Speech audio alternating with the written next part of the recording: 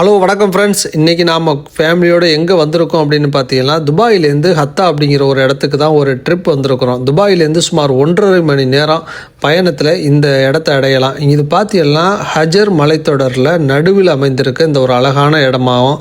இங்கே பார்த்தீங்கன்னா துபாயிலேருந்து அப்படியே மாறுபட்டு இயற்கை எழில் கொஞ்சம் ஒரு அழகான இடமா இருக்கும். இங்கே பார்த்தீங்கன்னா ஒரு குளிர்ச்சியான மலைக்காற்று, ஒரு பசுமையான பண்ணைகள், அமைதியான சூழல் எல்லாம் மனசுக்கு ரொம்ப சந்தோஷமாக இருக்கும். இங்கே நாங்கள் நிறைய பேரிச்சம்பழம் மரம்லாம் பார்த்தோம், பறிச்சும் சாப்பிட்டோம். அடுத்ததாக பார்த்தீங்கன்னா நம்ம ஊரில் இருக்கிறது மாதிரியே இங்கே நாவல் பழம்லாம் இருக்கும். அதை பறித்து சாப்பிட்டது அதை விட ஒரு அனுபவமாக இருக்கும்.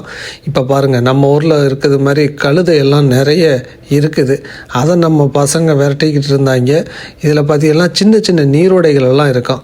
அப்படியே நின்று நம்ம ஊரில் இருக்கிறது மாதிரியே பார்த்துட்டு போகலாம். தண்ணீர் அதிகமாக ஓடிக்கிட்டு இருக்கோம்.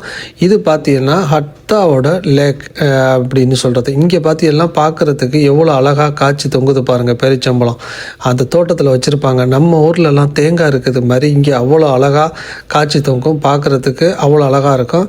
இது ஹத்தா அப்படிங்கிற இந்த இடம் ஒரு 3000 வருஷத்துக்கு மேலான வரலாறு கொண்ட ஒரு பழமையான பகுதி. இங்கே பழமையான குடியிருப்புகள், மலைப்பகுதி ஆகியவை இங்கே இருக்குது.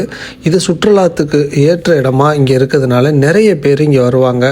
மன அமைதி வேண்டி. துபாய் அப்படிங்கும்போது பரபரப்பாக ஓடிக்கிட்டு இருக்கவங்கெல்லாம் கொஞ்ச நாளைக்கு ஒரு அமைதியான இடத்துக்கு வரணும், நம்ம ஊரில் இருக்கிறது மாதிரி ஒரு இடம் வேணும் அப்படிங்கிறவங்க கண்டிப்பாக இங்கே தான் வருவாங்க. அடுத்ததாக பார்த்தீங்கன்னா இங்கே ஒரு நாள் அப்படிங்கிறது பத்தாது. உங்களுக்கு சுற்றி பார்த்துட்டு போகிறதுக்கு உங்களுக்கு டைம் கரெக்டாக இருக்கும். நம்ம பசங்களை பார்த்தீங்களா, திடீர்னு பார்த்தீங்கன்னா நாவல் பழம் பறித்து சாப்பிடணும்னு சொல்லிவிட்டு இங்கே சாப்பிட்றதுக்கு வெயிட் பண்ணிக்கிட்டு இருக்கிறாங்க. பறித்து அவ்வளவும் சாப்பிட்டுக்கிட்டு இருக்கிறாங்க. அவ்வளோ அழகாக இருக்குது. நம்ம ஊரில் இருக்கிறது மாதிரி வரிசையாக நாவல் மரம் நிறைய இருக்குது. பறித்து சாப்பிட்டுக்கிட்டே இருக்கிறது மாதிரி தான் இருக்குது.